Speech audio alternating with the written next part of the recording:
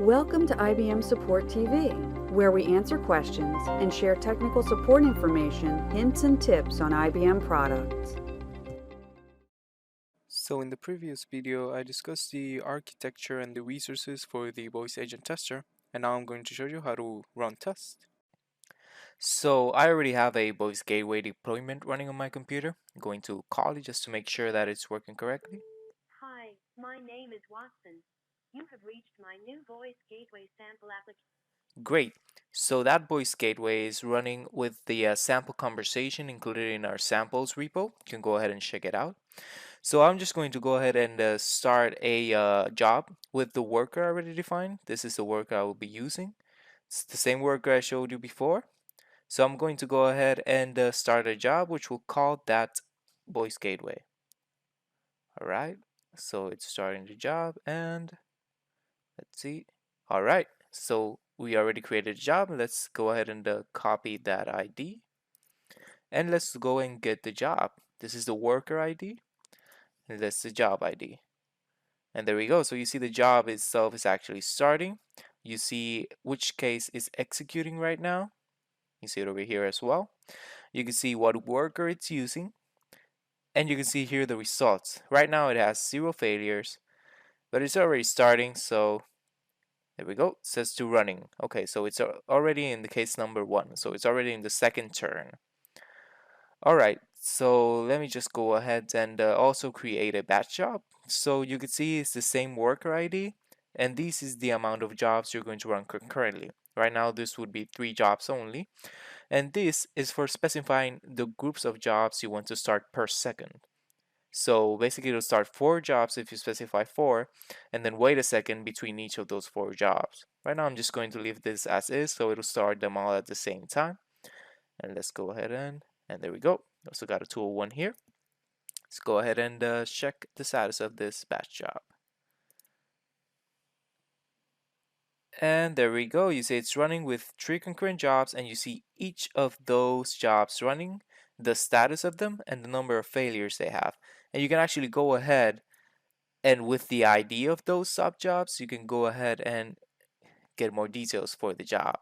So if I click on execute, there we go. See? So you can get details for each of those sub jobs and get aggregates basically for using the batch job. So there we go. You see all of them switch to running. Let's go ahead and see the other job we were running. And there we go. So it's switched already. It's already 25% completed. It's in the first iteration, of course, and it's already in the second case number, the third. So you see it already switched to another case and it already reached 1 failure. But it's okay. This is actually a test case I created so you can see the failures. So you see over here, you got the time in which the failure occurred, you got the specific error that happened, the test case ID in which it failed, the name of that test case, where in the test case it failed, the iteration number, and the call ID to actually map back to the call. Alright, so the jobs are already finished. Let's go ahead and take a look at them. There we go, completed. We have a stop time now. You could see all the test cases here. No, the test cases were unchanged when the jobs were running. And we can go ahead and take a look. There was 2 failures. It's okay, we were expecting those failures. Let's go ahead and get the batch jobs as well. And there we go. So you see that all of those sub jobs actually contain the same amount of failures and the same status. So it's actually what we expect to see.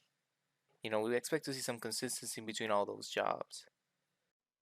Okay, so let's go ahead and take a look at the recordings just to make sure that everything's going fine and just to, hear out how the conversation plays out. I already turned on recording in the media relay of the voice gateway that's doing the calls, and I'm going to go ahead and get one of the recordings that were from the jobs. Alright, so here we are. Just gonna go ahead and play it out for you guys. Hi, my name is Watson. You have reached my new voice gateway sample application. With this application, you can test various So aspects that of the voice female gateway. voice is Are you ready actually to the get voice started? of the voice gateway you are testing against. And that male voice is the voice gateway Great. you're calling Each from. intent in this conversation will trigger some interaction with the voice You can hear gateway. out that the For instance, conversation you right can now, say it's hang up going the pretty call, smoothly, and the conversation will tell the voice gateway as to we end the expected call. on the test Would you case. like to hear a list of the instructions you can test? Yes. Okay, you can say one of the following. Hang up, play music, play one-time audio, or say something in Spanish. Thanks. Alright, so that was one of the conversations of the jobs that we just ran. And so it's pretty useful to turn on recording, because that way some of the failures could come from the test cases themselves, or something that the voice gateway doesn't actually understand, something with the speech to text or text to speech malfunctioning. And it's really good to turn on recordings and play and start a couple of jobs first before doing your load testing, if that's what you're going to do, and verify that the test cases are working as you expected, that there's consistency between all those jobs. And it's pretty useful to have it this way. So let's take a look as to why that failure occurred. Let's go ahead and see the job. Let's go ahead and look for that recording just to make sure what we're hearing. Right, there we go. Hi, my name is Watson. Okay, you can say one of the following. Hang up, play music, play one-time audio, or say something in Spanish. Speak Spanish. Okay, so this is where the Ahora error puedo occurred. interpretar el español. Okay, ¿Qué so te he gustaría told probar you. a continuación? So basically, we wanted to speak Spanish, and we actually received something in Spanish. But the way we have it set up is actually trying to parse the speech. The speech to text is actually trying to get it from English. It received that, it tried to parse it to a text in English, and you got basically nonsense right here. The other thing is that I actually want the test case to fail, so I just put a random string there, so that way it'll still fail. Just so we can see the errors. But yeah, you heard basically what the problem was, and that way you can basically debug it. So let's go on ahead and fix that failure. So as I said before, it was something in the test case. We were expecting something in Spanish, but we didn't set up the voice gateway to receive something in Spanish. Instead, it tried to receive something in English. So let's just go ahead and see the test case again. So we can see here we expect a name, conversation following, and okay, so here we wanted to speak Spanish. And we put a substring here that's nonsense to fail the test case, and we're going to fix that now. So we first need to make a command sequence and then change the speech to text config of the caller voice gateway to expect something in Spanish. And then we would also fix the receive. So before we said to speak Spanish, we actually want to be able to interpret Spanish, right? Okay, so we're going to go ahead and modify this test case so we can go ahead and do just that. Okay, let's copy this. Okay, so I already have the body over here. So you see I changed the name to the fail case fix, blah, blah, blah. And this terms are basically all the same.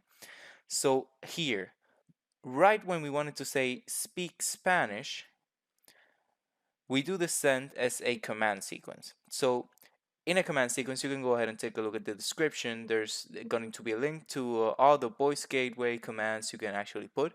So the first command we actually need to do is set the STT, which is speech to text config. And here's the model we're going to use. We're going to use the NES narrowband model, which is Spanish basically. And then we're going to send a text back that says speak Spanish. And then we also need to fix the other receive, and then in the substring we expect to receive something in Spanish, to which we respond to with bye. Let's go ahead and modify this test case and execute. There we go. So let's go ahead and get this test case again. And there we go. We see the test case was updated.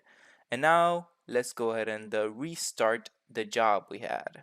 All right, let's go ahead and get this. Let's restart this job again. And here we go. Alright, so we'll just restart it. And here we are. Let's go ahead and get the job. There we go. The job was completed. And if we go down, we see right now that we have no failures. See, we just need to modify that test case to receive something in Spanish. And that was it. That was the Voice Agent Tester. You can go ahead and create your own test cases, workers, and try it against your own deployments.